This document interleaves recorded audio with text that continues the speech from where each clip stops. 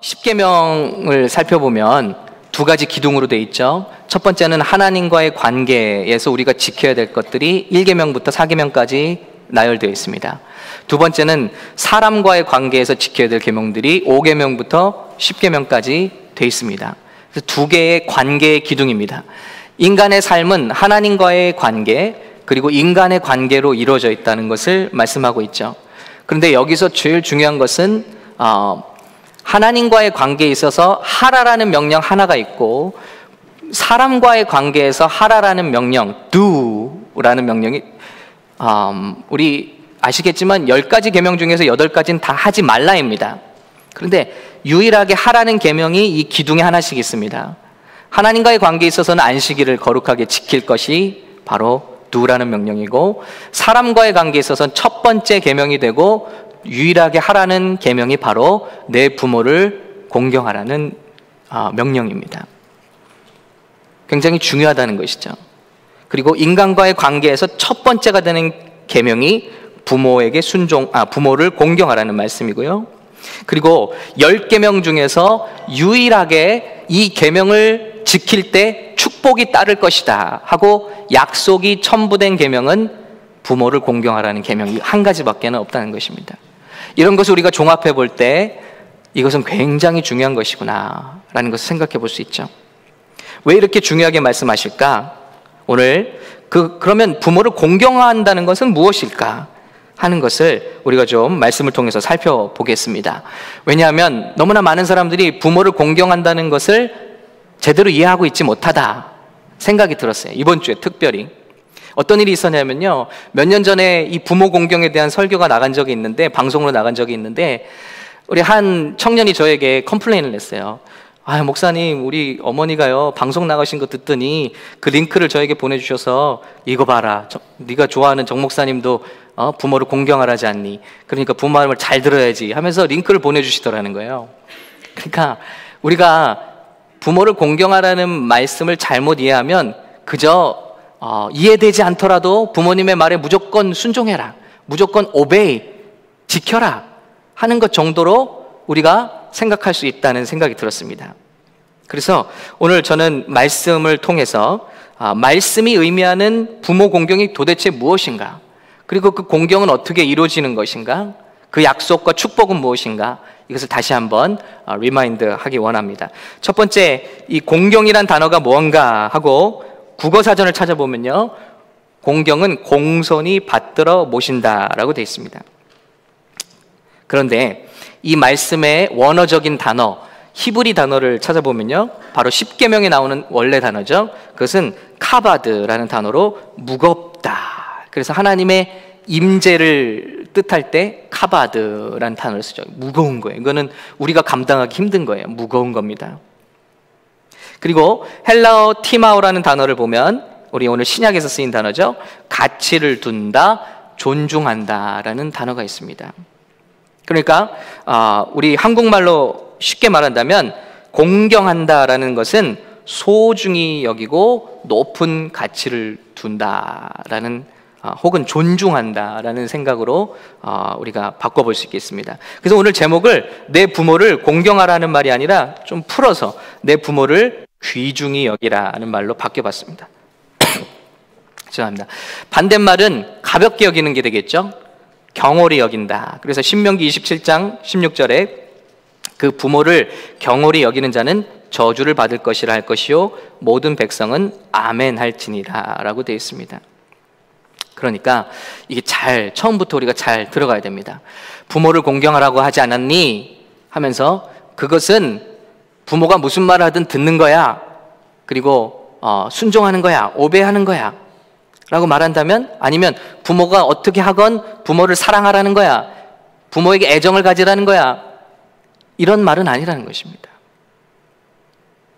공경이라는 것은요, 때로는 복종이라는 것은요, 오베이 하는 것은요, 우리가 공경하지 않아도 할 수 있는 것들이죠. 우리 마음으로는 부모님을 귀하게 여기지 않아도 행동으로는 할 수 있는 것들이에요. 마치 하나님을 우리가 사랑하지 않더라도 예를 들어 하나님이 명령하신 일들을 우리가 겉으로는 행할 수 있다. 억지로라도. 그러나 하나님은 그걸 원하시는 게 아니었다는 것입니다. 만일 하나님이 그것을 원하셨다면 내 부모를 순종하라라고 명령하셨을 거예요. obey라고. 오늘 에베소서에 obey라고 되어 있는 것은요, children하고 원어 단어도 어린 자녀들에게 하시는 말씀입니다. 원어적으로 우리 원래 명령인 10계명에서는요, 순종하라고 되어 있지 않아요. honor your parents라고 되어 있대요. 이 honor라는 말, 공경한다는 것은요, 하나님은 우리의 행동보다 우리 안에 마음이, 부모님이 어떤 부모님이건 우리의 감정이 부모님에 대해서 어떻건 간에 할 수 있는 계명을 주신 거예요. 만약에 항상 내 부모를 사랑하라, 항상 내 부모를 존경하라, 항상 내 부모를 애정을 가지라 한다면 우리는 못해요. 그렇지 않습니까? 때로는 저도 부모이지만 부모가 존경받지 못할 행동을 할 때도 있습니다. 비도덕적인 행동을 할 때도 있습니다, 부모로서. 그리고 자녀들에게 감당하지 못할 것을 명령할 때도 있습니다. 그러면 하나님의 말씀이 순종이라면 그걸 어기면 불순종이 되잖아요. 하나님은 그 단어를 쓰시지 않았어요. 공경하라, 카바드. 네, 무겁게 여기라. 이것은 우리가 부모님을 어떻게 생각하건 혹은 부모님이 어떤 과오가 있건 어떤 실수가 있건 어떤 잘못이 있건 때와 장소와 우리의 감정과 부모님의 됨됨이와 전혀 상관없이 모든 인간이 지킬 수 있고 지켜야만 하는 하나님의 명령이라는 것입니다. 그것은 부모님을 무겁게 인식하는 것입니다. 귀하게 여겨드리는 것입니다. 이것은 우리가 지킬 수 있다. 그리고 이것을 해야만 한다는 것입니다. 왜 하나님은 이것을 우리에게 명령하실까? 왜 인간의 두 기둥, 삶의 두 기둥, 하나님과의 관계, 사람과의 관계에서 왜 부모님을 가장 처음 우리에게 두셨는가 하는 것이죠. 약속까지 주시면서, 축복까지 약속하시면서, 그것은 우리가 근본적으로 죄악된 본성으로 부모님을 그렇게 여기지 않으려고 한다라는 것을 드러내고 있고요. 두 번째는 이것이 모든 인간의 축복의 시작이 되기 때문이다라는 것입니다. 하나님께서 십계명을 주신 것은 우리를 구속하고 압박하려고 주신 것이 아니라 우리가 인간답게 하나님이 주신 그 복을 누리기 위해서 주신 것이라고 우리가 배웠습니다. 부모를 공경하는 것도 결국은 우리를 윤택하게 하고 인간 사회와 시스템을 지킬 수 있는 첫걸음이 된다는 것입니다. 왜냐하면요, 오늘 말씀 뒤쪽에 보시면요, 4절이죠. 아비들아, 너희 자녀를 노엽게 하지 말고 오직 주의 교훈과 훈계로 양육하라. 하나님께서는 우리 자녀들을 교훈과 훈계로 양육할 수 있는 책임을 학교 선생님들에게 주시지 않았습니다. 교회 썬데이 스쿨 티처들에게 주지 않았어요. 이 땅의 모든 자녀들, 이 세상의 모든 사람들은 부모를 통해서 첫 번째 관계를 배운다는 것이죠. 여기 계신 분 중에 부모 없으신 분 계신가요? 절대 있을 수 없죠. 뭐 인공수정으로 태어나시지 않는 다음에야, 인간 복제로 태어나지 않는 다음에야 우린 다 부모가 있죠. 그 말은 무엇일까요? 사람은 모든 관계의 시작을 부모의 관계에서 터득하고 배운다는 것입니다. 그런데 이 관계에서 스승에 대한 신뢰와 존중이 없으면 결코 배울 수가 없다는 것입니다. 이 세상 시스템은 부모를 존중하는 마음으로부터 시작된다는 것이죠. 거기서부터 실패해버리면 우리 다른 관계에서도 큰 문제가 발생한다는 것입니다. 저는 실제로 부모와의 관계에서 문제를 겪을 때 다른 관계에서 실패하는 모습들을 많이 봅니다. 다 자라났는데도 불구하고, 어른이 됐는데도 불구하고 어렸을 적 부모와의 상처 때문에 비슷한 사람을 보면 두려워하거나 말을 하지 못하거나 관계를 제대로 하지 못하는, 어려서 아버지의 상이 두려웠습니다. 학대를 당했거나 매 맞았습니다. 친근하지가 않았어요, 아버지와의 관계가. 그럴 때 이 자녀가 청년이 되고 어른이 됐는데도 불구하고 그 연배의 어른들을 보면 관계가 잘 안 되는 거예요. 왜요? 어렸을 때 관계가, 부모와의 관계가 그렇게 시작이 되었기 때문에. 권위를 인정하지 않습니다. 우리 특별히 딸들이 아버지와 그런 관계가 형성되지 않으면 사회의 모든 권위를 인정하려 하지 않는다는 거예요. 회사에서 자기 위의 권위, 영적인 어떤 자기 위의 권위를 인정하려 들지 않는다는 것입니다. 그래서 우리가 가만히 살펴보면요, 우리가 문제를 일으키고 있는 사람과의 싸움과 갈등은 결국 내 안에 해결되지 않은 갈등의 대상과 내가 싸우고 있는 것이다. 아직도 그렇게 결론 지을 수가 있습니다. 내 안에 상처와 갈등을 가지고 있으면 그런 대상을 만나면 똑같은 상처와 갈등이 계속된다는 것이죠. 죄송합니다.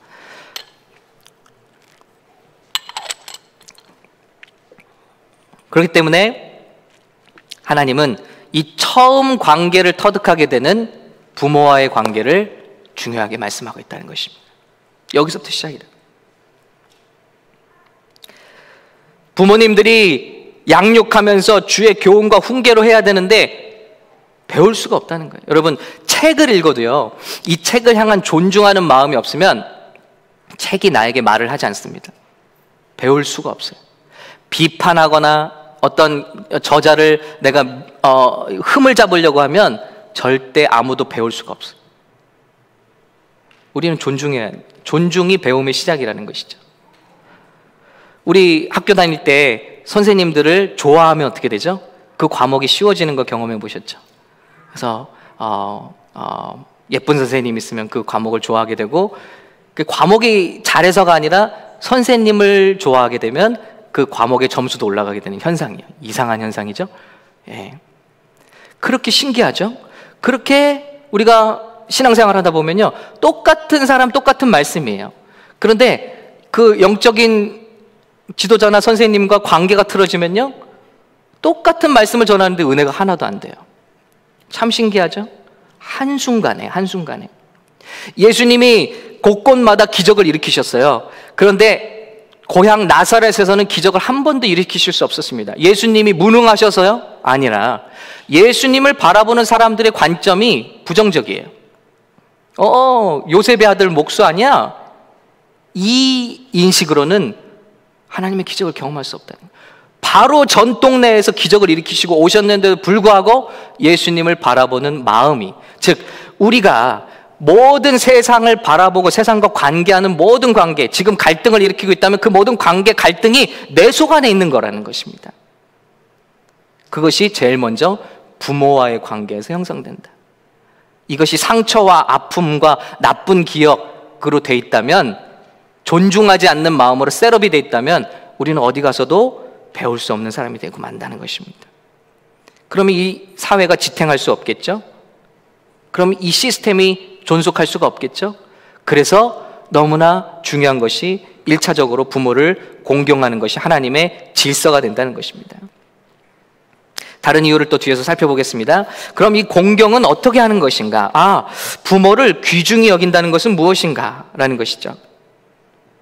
몇 가지 성경의 예를 들어서 살펴보겠습니다. 첫 번째는 부모를 공경한다는 것은 부모님의 가르침과 조언을 귀담아 듣는 것이다. 솔로몬의 말씀을 찾아보겠습니다. 잠언 23장 22절 같이 읽어보겠습니다. 시작. 너를 낳은 아비에게 청종하고 내 늙은 어미를 경히 여기지 말지니라. 예, 여기 공경의 반대말이 나오죠. 가볍게 여긴다, 경히 여긴다, 내 늙은 어미를 경히 여기지 말라는 것입니다. 우리는 왜 늙어가시는 부모님들을 가볍게 여깁니까? 공경의 반대말. 더 이상 나에게 도움이 안 된다고 우리가 전제해버리기 때문입니다.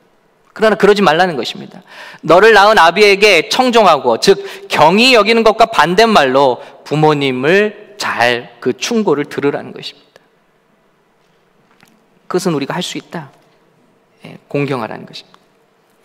우리가 지금 우리 생각에는 이것이 옳지 않다고 믿는데 부모님의 의견을 묻는 습관을 가지면 좋겠습니다. 부모님은 어떻게 생각하세요? 어머니는 어떻게 생각하세요? 이런 결정을 앞두고 있는데 아버지는 어떻게 생각하세요? 이것이 우리 부모님을 경외하는 방법이라는 것입니다. 제가 이런 자매와 이제 교제를 하려고 하는데 어머니는 어떻게 생각하세요? 우리 청년들 잘 들어보시 바래요. 예. 여러분이 볼 수 있는 것보다 우리 부모님들은 더 멀리 보고 계시고 더 많은 경험으로 그들을 볼 수 있다는 거예요. 특별히 교제의 문제에 있어서는 우리 부모님들의 말씀을 잘 들어야 합니다. 제가 기억나는 청년이 하나 있어요. 우리 교회에 왔는데 본인은 오기 싫었는데 어머니가 이 교회를 결정하시고 오라고 명령하셨어요. 이 교회가 너한테 좋을 것 같다. 근데 이 청년은 이제 얼굴이 안 좋아요. 친구들 다 떠나고 빠이하고 이제 오게 됐으니까요. 그래서 그 청년에게 제가 물어봤더니 그래 너 참 서운하겠다. 그래도 이렇게 어머니 말을 듣고 왔구나. 대단하다 라고 칭찬해 줬습니다.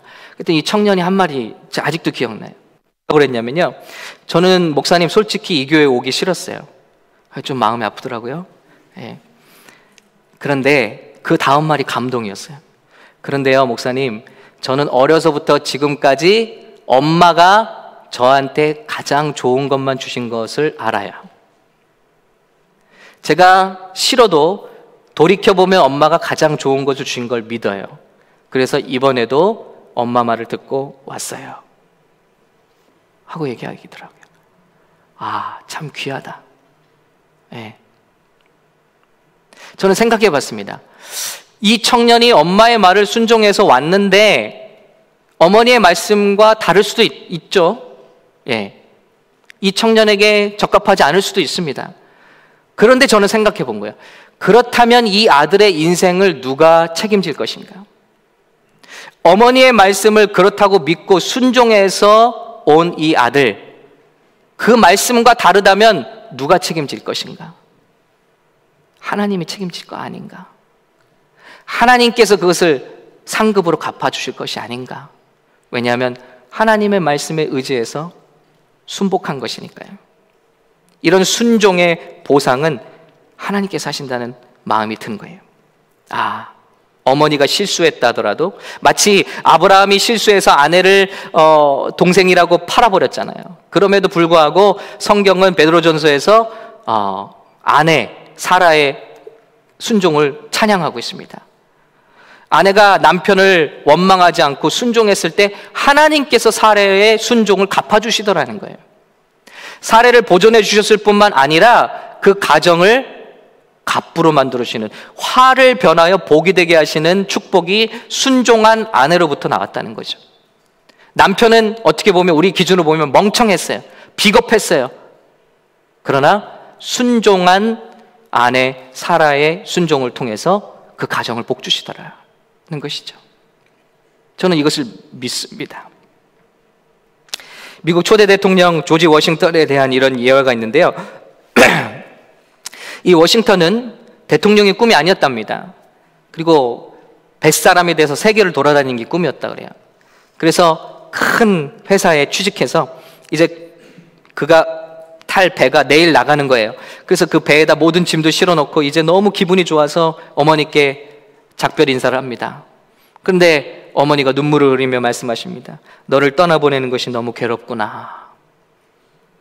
내가 가지 않았으면 좋겠다 라고 말씀하셨을 때 어머니 말씀에 순종해서 그 모든 거기에 있는 짐들도 다시 꺼내고 그가 뱃사람의 길을 포기했다는 것입니다.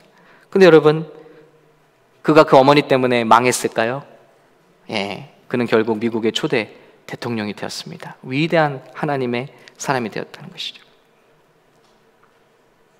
이렇게 공경은 우리 부모님들의 가르침과 조언을 귀담아 듣는 것이다. 두 번째는 공경한다는 것은 경제력을 잃은 부모님을 제물로 봉양하는 것이다. 그것을 어디서 알 수 있냐면요, 잠언 3장 9절입니다. 여호와를 공경하라. 이 공경이라는 단어에 언어라는 똑같은 단어를 쓰고 있는데 이렇게 되어 있습니다. 내 재물과 내 소산물의 처음 익은 열매로 여호와를 공경하라. 하나님을 사랑하고 하나님을 공경한다는 것은 말로만 하는 게 아니라는 것이죠.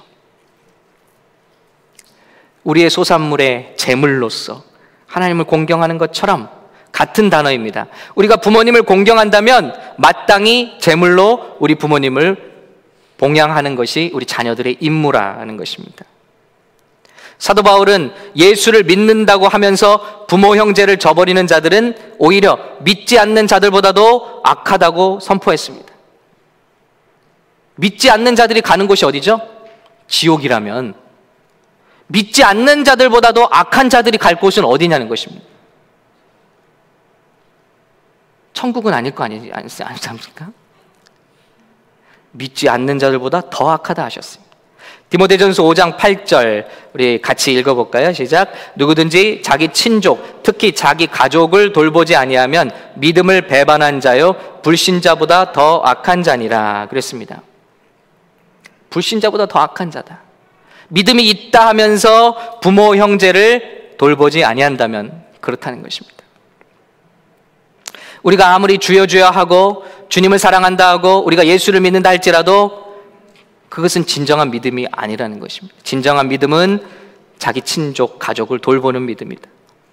그래서 사도 바울은 교회에 과부를 돌보라고 명령하죠. 그런데 가족이 있는 과부는 그 명단에서 뺄 것을 명령하고 있습니다. 16절입니다. 만일 믿는 여자에게 과부 친척이 있거든 자기가 도와주고 교회가 짐지지 않게 하라. 이는 참 과부를 도와주게 하려 함이라. 교회에서 말하는, 성경에서 말하는 과부는 자녀도 없고 친지도 없어서 삶이 막막한 정말 과부를 말하는 것입니다. 그런데 그 과부의 자녀들도 있습니다. 버젓이 있습니다. 그 과부의 형제 자매들도 있습니다. 그렇다면 과부가 아니라는 것입니다. 마땅히 하나님을 사랑한다면, 예수 그리스도를 믿는 자들이라면 이런 친족들을 스스로 책임지게 하라는 것입니다. 교회에 짐 지우지 말라라고 명령하고 있습니다. 여러분, 그렇습니다. 제가 어제 이제 인구 분포에 대한 조사를 설치해 보니까요, 연합뉴스 2019년 4월 10일자에 이렇게 나오고 있습니다. 우리나라가 65세 이상 인구가요 15%래요. 지금 대한민국이 15%. 몇 명 중에 한 명, 거의 이제 5명 중에 1명꼴로 그렇게 돼가고 있는 거죠. 그런데 우리나라가 세계 평균 9%보다 이렇게 높습니다. 지금 계속 고령화가 되고 있다는 거예요. 그리고 문제는 더군다나 우리나라 출산율은 1.3명으로 세계 192위다. 아기를 안 낳아요. 그래서 우리나라 밑에 두 나라밖에 없대요. 포르투갈, 몰도바라는 나라. 자, 자녀들은 낳지 않고 우리 이제는 수명은 길어져서 120세 시대가 다가오고 있다고들 합니다. 그런데 이제 인컴이 없어지는 정년 퇴임은 60대 하니까 거의 60년을 인컴 없이 살아야 되는 시대가 오는 거예요. 예. 그래서 지금 한국에서 일어나고 있는 강좌가요, 하프타임 강좌입니까? 하프타임. 이제 인생의 전반전 끝났다. 후반전. 반밖에 안 왔어요. 반밖에. 60세를 살으셨어도 반밖에 안 오신 거예요. 청년이십니다. 그래서 제가 아침에 65세 이상 노인 인구가 드러난다고 하니까 상처받으시는 분들이 계신 것 같아서 노인 아닙니다. 유엔에서도 60대는 청년이라고 규정하고 있습니다. 예. 이거 우리가 잘 생각해 봐야 돼요. 인컴이 없이 60년을 산다는 거. 상상이 가십니까? 이걸 어느 나라가 이 문제를 해결할 수 있냐? 나라도 해결 못해요. 이 문제는 성경으로 돌아가서 우리 자녀들이 우리를 살게 해주신, 키워주신 부모들을 그 물질적인 능력이 없을 때 봉양하지 않으면 절대 해결될 수 없는 문제. 그렇죠? 이런 생각도 해봤습니다. 야, 우리 교회들이 지금 새로운 작전을 짤 때다. 예? 60세 이상 분들이 60년을 더 살게 되실 텐데, 그런데 일은 하시지는 않아요. 그러면 이분들은 잠재적으로 엄청난 교회 일꾼들이다. 보람 있는 일을 찾으실 텐데 이분들을 위한 계획도 필요하겠다는 생각을 오늘 해봤습니다. 예. 아무튼 그렇습니다. 세계적으로도 그렇고 우리나라 지금 심각하게 고령화돼 가고 있다. 이런 상태에서 이것을 책임질 수 있는 길은 말씀으로 돌아가는 길밖에 없다. 요셉은 자기가 출세한 다음에 가장 먼저 부모님을 야곱을 모셔서 봉양합니다.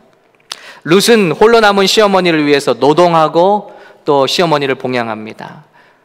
근데 놀랍게도 하나님은 그 말씀대로 부모를 물질로 공양하는 이들을 높이 축복하시고 존귀하게 만들어 주시죠. 그래서 요셉은 별명이 있습니다. 성공한 다음에 성공한 사람이라 라는 별명이 있어요. 그는 성공해서 부모를 버리지 않고 오히려 형제들과 부모를 봉양했다. 하나님께서 그를 더욱더 높고 존귀하고 위대하게 세워주시더라는 것이죠. 바로 왕이 와서 칭찬합니다. 감동합니다. 그리고 그에게 더욱더 큰 복을, 그리고 가족들에게 물질을 하사하는 장면을 우리가 볼 수 있죠. 예수님은 인류 구원의 그 놀라운 과업 중에서도 어머니 마리아를 물질적으로 책임지기 위해서 제자 요한에게 부탁하십니다. 내 어머니다. 그리고 당신의 아들입니다. 어머니를 삶을 책임지고 있다는 것이죠.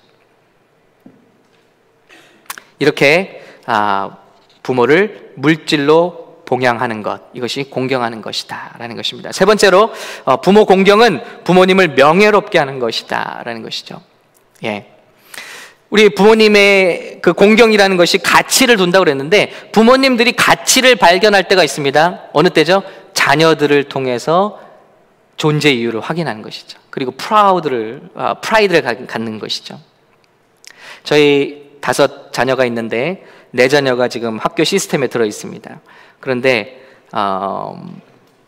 그 중에 4 자녀 중에 한 자녀가 큰 상을 좀 받았어요. 그래서 학교 상을 받으러 오라고 하면 이제 뭐 여러 가지 상들은 우리 뭐 다들 받잖아요. 근데 갈 때 이 아이는 무슨 어너롤, 무슨 학교에서 2명, 3명 받는 그런 것에 받을 때가 있더라고요. 근데 갈 때는요, 그 이름이 호명되고 자 이제 상 받으러 가서 사진 찍어 나갈 때 왠지 어깨에 힘이 들어가는 거예요. 여러분 잘 모르시나 본데요.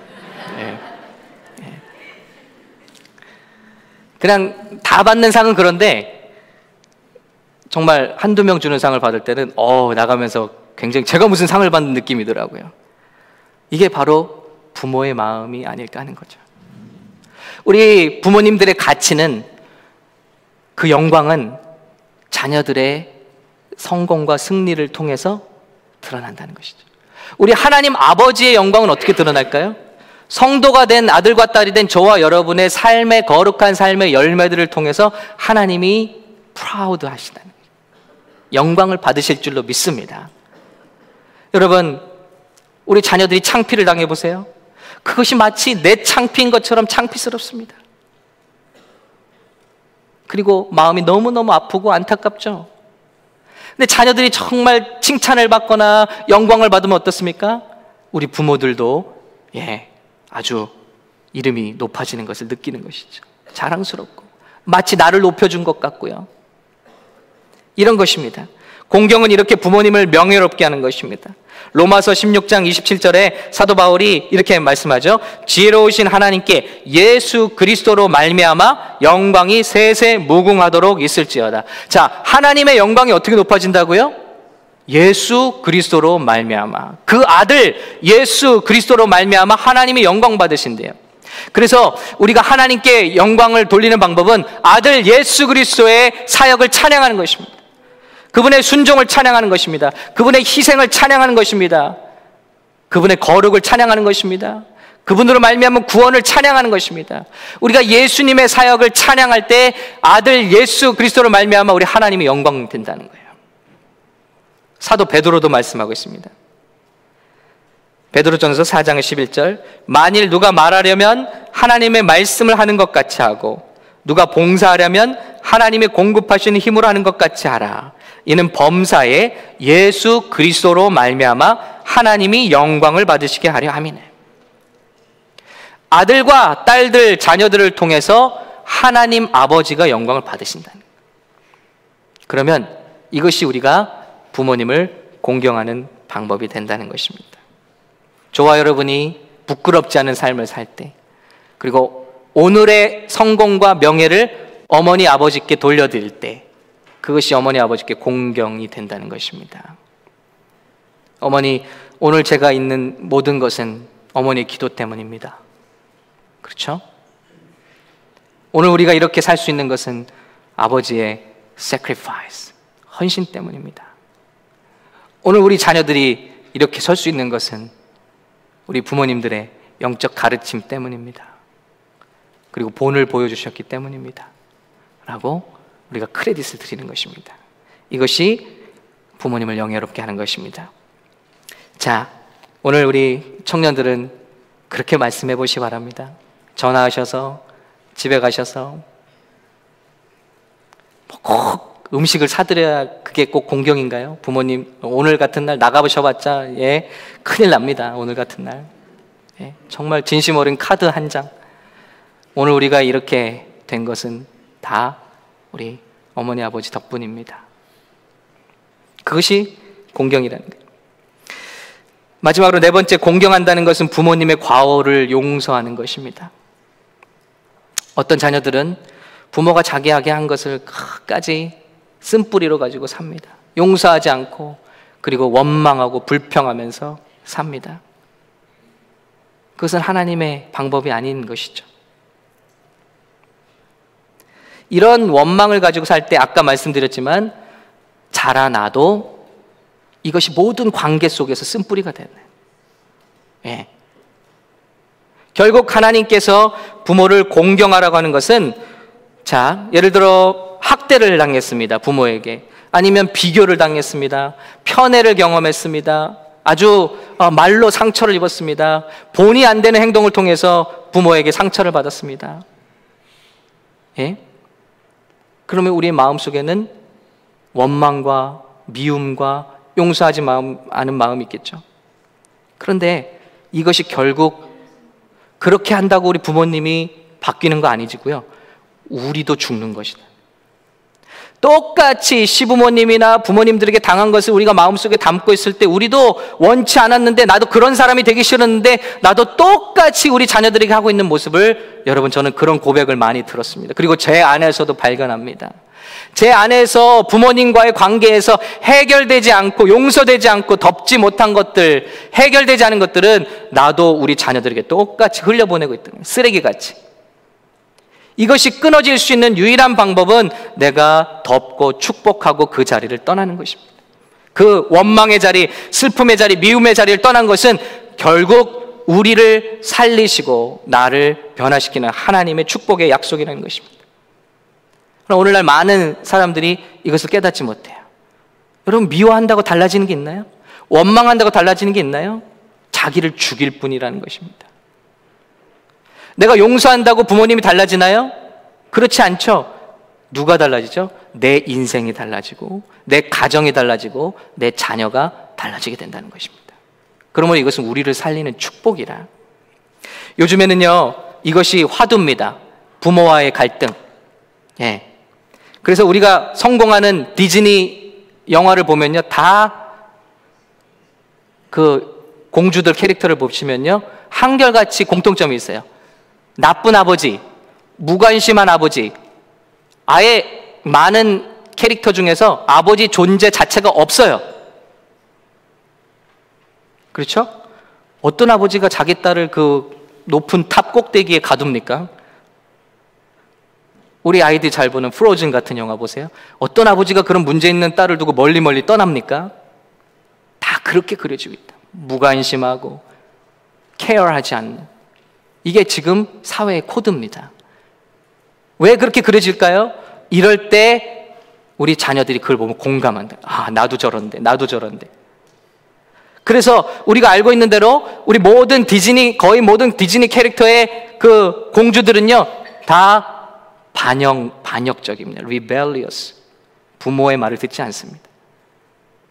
그런 공통점이 있다는 거 느끼시나요? 이런 것들을 어려서부터 수십 번, 수백 번씩 보고 자란 자녀들이 아버지를 존경한다는 것은 기대하기 힘들죠. 코드라는 것입니다. 저는 스티븐 스필버그 감독이 만든 영화를 볼 때마다 느끼는 게 뭐냐면, 이 감독이 지금 추구하는 게 있다. 갈망하는 게 있다. 무너진 아버지와의 관계, 가족의 회복, 이것을 추구하고 있어요.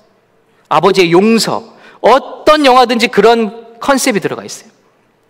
뭘까요? 그만큼 우리 자녀들이 병들어 있다는 것입니다. 이 문화가, 시대가 병들어 있는데 그것이 부모와의 관계에서 해결되지 않은 쓴뿌리로부터 시작됐다는 것입니다. 우리는 이것을 오늘 특별히 말씀을 통해서 다윗과 같이 해결하기 원합니다. 다윗은 고백했습니다. 시편에 고백하기를 내 부모도 나를 버렸지만 여호와 하나님은 나를 영접하셨다니. 그렇습니다. 우리는 학대를 당할 수도 있고 불의한 일을 부모를 통해서 경험할 수도 있고 아픔을 경험할 수 있지만 우리가 할 일은 여호와의 큰 사랑과 용서를 경험한 이상 그런 것들을 훌훌 털어버리고 우리의 앞길을 향해 걸어가야만 한다는 것입니다.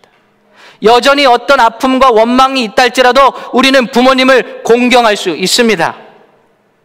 주님이 애착을 가지라고 명령하신 거 아니지 않습니까? 여전히 그런 나에게 상처와 아픔을 주셨지만 부모님이기 때문에 나에게는 큰 존재라는 것입니다. 무거운 존재, 귀중한 존재라는 것입니다. 이런 마음은 누구나 가질 수 있다. 회복할 수 있다. 그리고 덮고 용서하고 내 갈 길로 가는 것이죠. 다윗은 자신을 인정하지 않고 자신을 어려서부터 버렸던 아버지를 아둘람 굴에 갇혔을 때, 저가 거기서 자기 코가 썩자일 때 그 아버지와 형제들 다 자기에 대해서 적대적이었어요. 아버지는 자기를 아들 취급한 적도 없습니다. 신학자들은 다윗이 사생아일 거라고 추측하고 있습니다. 그런데도 불구하고 아버지와 형님들을 모셔다가 봉양했다라고 되어 있습니다. 과거의 상처가 더 이상 그에게 문제가 되지 않는 것이죠. 이것이 과연 누구에게 복이냐? 부모에게 복이냐? 바로 우리에게 복이라는 것입니다.